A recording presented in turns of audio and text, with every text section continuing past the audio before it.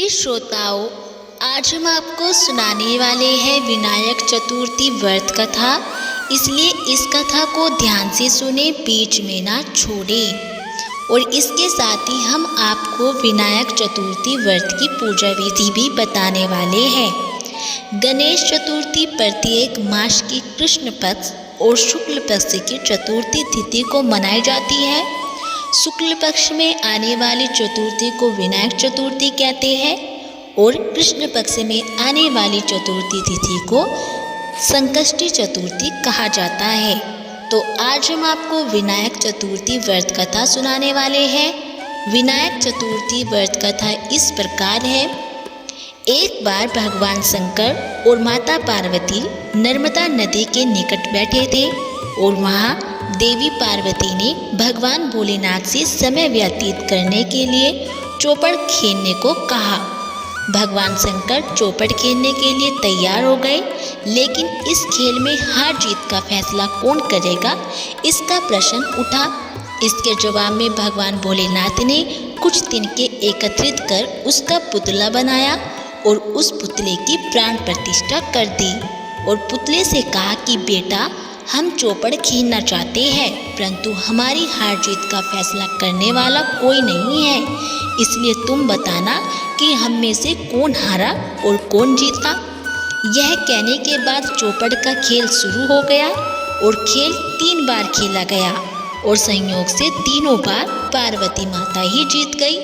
खेल के समाप्त होने पर बालक से हार जीत का फैसला करने के लिए कहा गया तो बालक ने महादेव को विजय बताया। यह सुनकर माता पार्वती क्रोधित हो गई और उन्होंने क्रोध में आकर बालक को लंगड़ा होने और कीचड़ में पड़े रहने का श्राप दे दिया। बालक ने माता से माफ़ी मांगी और कहा कि मुझसे अज्ञानतावश ऐसा हुआ है, मैंने किसी द्वेष में ऐसा नहीं किया है।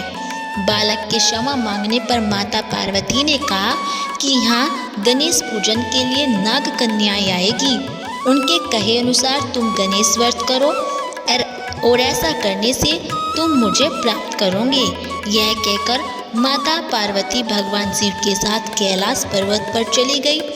1 साल बाद उस स्थान पर नाग कन्याएं आई और नाग कन्याओं से श्री गणेश जी के व्रत की विधि मालूम करने पर उस बालक ने 21 दिन लगातार गणेश जी का व्रत किया। उनकी श्रद्धा देखकर गणेश जी भगवान जी प्रसन्न हो गए और श्री गणेश जी ने बालक को मनोवांछित फल मांगने के लिए कहा।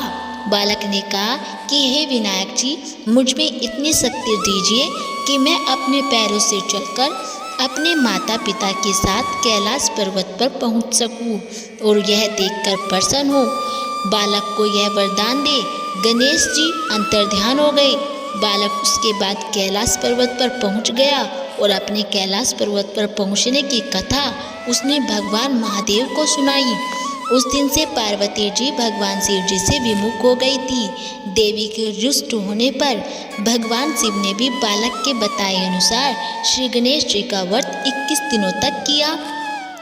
इसके प्रभाव से माता जी भगवान भोलेनाथ के लिए जो नाराजगी थी वो स्वयं समाप्त हो गई और पार्वती जी के मन में स्वयं महादेव जी से मिलने की इच्छा जागृत हुई। वे शीघ्र ही कैलाश पर्वत पर आ पहुंची और वहां पहुंचकर पार्वती जी ने भगवान शिव जी से पूछा कि हे भगवान, आपने ऐसा कौन सा उपाय किया जिसके फलस्वरूप मैं आपके पास भागी भागी आ गई हूँ। भगवान शिव जी ने गणेश व्रत का इतिहास उनसे कह दिया। यह व्रत विधि भगवान शंकर ने माता पार्वती को बताई और यह सुनकर माता पार्वती के मन में भी अपने पुत्र कार्तिकेय से मिलने की इच्छा जागृत हुई और माता ने भी 21 दिन तक श्री गणेश व्रत किया और दुर्वा, पुष्प और लड्डुओं से श्री गणेश जी का पूजन किया। व्रत के 21वें दिन कार्तिकेय स्वयं पार्वती जी से आ मिले और कार्तिकेय जी ने भी यह व्रत विश्वामित्र जी को बताया।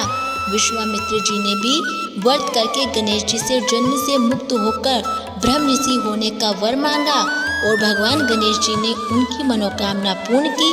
इस प्रकार श्री गणेश जी चतुर्थी को व्रत रखने से मनोकामना पूरी होती है और इस व्रत को करने से वे सबकी मनोकामना पूर्ण करते हैं। इस तरह पूजन करने से भगवान श्री गणेश जी अति प्रसन्न होते हैं और अपने भक्तों की हर मुराद पूरी कर देते हैं। बोलो भगवान श्री गणेश जी की जय हो। तो दोस्तों, ये थी विनायक चतुर्थी व्रत कथा। अब जान लेते हैं कि विनायक चतुर्थी व्रत की विधि क्या होती है। विनायक गणेश चतुर्थी भगवान गणेश जी का जन्म दिवस है और इस दिन को भारत के अलग अलग हिस्सों में विभिन्न नामों धूमधाम से मनाया जाता है। विनायक चतुर्थी का व्रत बहुत ही कठिन होता है और इस व्रत में केवल फलों का ही सेवन किया जाता है। इसके अलावा मूंगफली, साबूदाना आदि भी खाया जा सकता है। यह उपवास चंद्रमा को देखकर खोला जाता है और इस दिन जब आप उपवास रखती हैं तो भगवान गणेश जी की कथा जरूर सुनें। ऐसा करने से ही आपकी पूजा सफल होगी। और इस उपवास को करने वाले व्यक्ति को सुबह नहा धोकर लाल रंग का कपड़ा पहनना चाहिए और पूजा के दौरान फल फूल आदि चढ़ाए और भगवान गणेश जी की आराधना करें।